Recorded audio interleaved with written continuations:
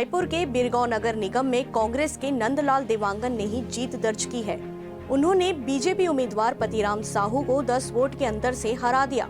महापौर पद के लिए कांग्रेस के नंदलाल देवांगन को उम्मीदवार बनाया था। बीजेपी ने पतिराम साहू को इस पद के लिए मैदान में उतारा था। बता दें कि मतदान के दौरान बवाल की स्थिति भी निर्मित हो गई। आरोप है कि बीजेपी के कुछ लोग मतदान केंद्र में घुस गए थे।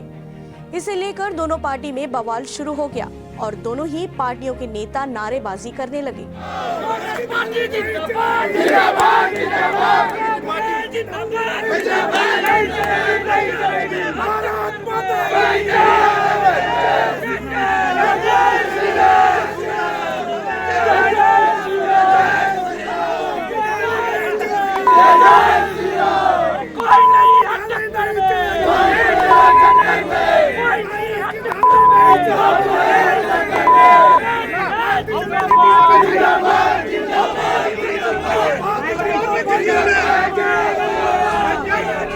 बता दें कि कांग्रेस को यहां 40 में से 25 वोट मिले, यानी 25 पार्षदों ने कांग्रेस के पक्ष में वोट किया।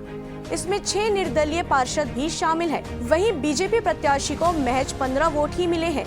3 निर्दलीय पार्षद पहले ही कांग्रेस में शामिल हो चुके थे।